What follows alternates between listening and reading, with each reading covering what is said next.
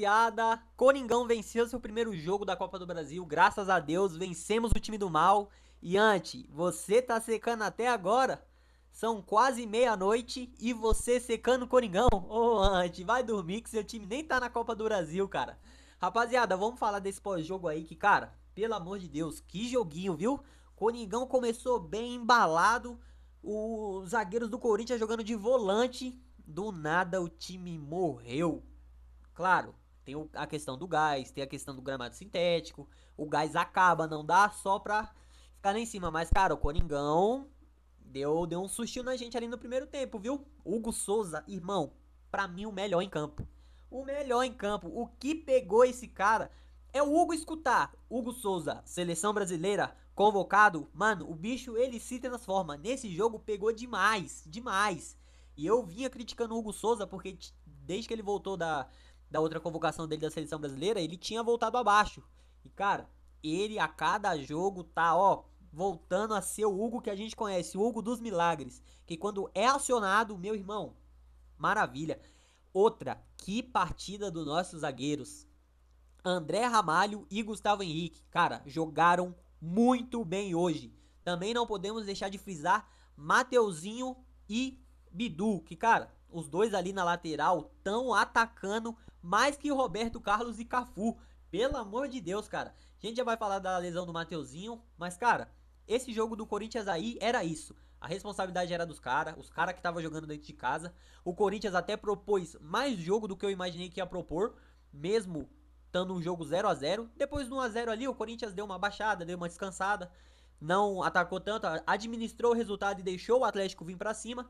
Porém, cara, era isso aí. O jogo que o Corinthians ia fazer era isso aí. O Dorival ainda arriscou muito de escalar o Rodrigo Garro como titular e deixar o Rodrigo Garro por muito tempo ainda no gramado sintético. Claro, muito se deve da preservação que a gente fez no final de semana contra o Vasco, que ele só jogou o segundo tempo porque o time tava precisando. Porém, o Corinthians não tem peça de reposição, né? O Ranieri estava aí suspenso pelo terceiro cartão amarelo. E o Charles e o Maicon tiveram aí que fazer essa função de primeiro volante. E pelo amor de Deus, que partida horrorosa desses dois.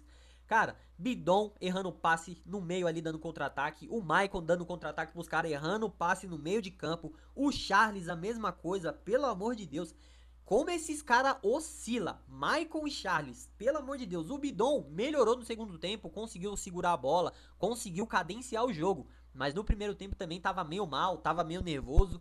No primeiro tempo os meninos também estavam meio nervosos, principalmente o Guinegão, autor do gol, que irmão, 3 jogos, 3 gols. A base resolvendo pro Corinthians. Meu, esse moleque tem muita estrela. E mais uma vez com assistência do Mateuzinho, né? Aquela bola que vem cruzada pra dentro da área e o atacante só empurra. Mano, ele tem aproveitado muito bem essas oportunidades. Aí você fala, pô, mas aí o moleque só tem que empurrar pro gol. Bem posicionado, prestando atenção na jogada. Tem jogador aí que se pega uma bola dessa debaixo da trave, isola. Ou porque é ruim ou porque tá em má fase. E o moleque tá aguardando. Subiu, começou a ser testado e tá correspondendo. A base do Corinthians resolvendo o problema pra gente. E já falando em base, o Corinthians precisa subir um lateral da base. Precisa subir alguém da base. Porque a gente não tem outro lateral. O Mateuzinho sentiu a coxa. Assim que deu assistência, já sentiu a coxa. Porque correndo pra lá e pra cá. E uma hora isso ia acontecer, rapaziada. Uma hora ele ia estourar porque só tem ele pra jogar. E ele tá jogando todos os jogos. Só tem ele. E lateral é a posição que mais corre dentro de campo. Lateral e volante, meu irmão, corre o jogo inteiro. E a gente não tem outro lateral. Vocês sabem, Félix Torres joga ali improvisado. Mas, cara, é um a menos. É um a menos. Eu preferia que o Dorival tivesse colocado qualquer outro jogador ali. Mas ele preferiu arriscar com o Félix Torres, dar confiança pro Félix Torres. Porque o Dorival é esse cara. Ele vai dando as oportunidades, mesmo que o cara não corresponda. Mas, cara, é muito arriscado. Toda vez que a bola ia pro Félix Torres, a gente já ficava assim, ó. Apreensivo. Muito apreensivo. Porque, cara, ele entrou no jogo, passou 2, 3 minutos, gol dos caras. Empataram o jogo, só que o gol foi anulado por um toque de mão. E aí o Fernandinho ainda me fala, não, essa arbitragem brasileira é uma vergonha. Sendo que o cara ajeita a bola com a mão. E aí você lembra daquele gol contra o Bahia, né? Que a bola bateu na mão do Kaique e foi ajeitada. Ah, engraçado, né? Ah, essa arbitragem brasileira. Claro, Pega muito do lado do torcedor, do Fernandinho, que é torcedor do Atlético, mas, cara, ali ele se passou um pouquinho. Mas vou tentar relevar, vou tentar relevar. Mas o jogo do Coringão foi esse. Sofreu quando tinha que sofrer. Quando precisou do Hugo Souza, ele tava lá. Pra mim, o melhor em campo, mais uma vez, repito. Charles, péssimo, péssimo, péssimo, péssimo. Maicon, péssimo também. Mas, cara, Vitinho também jogou bem, tá? A virada de jogo pro gol começa com ele. Que ele pega uma bola, ele domina, vai pra cima, ele enxerga o Mateuzinho passando por trás do zagueiro e ele consegue fazer um belo lançamento na medida. A bola quica na frente do zagueiro, o zagueiro perde o tempo da bola e ele tá. Mano, tá entrando no ritmo.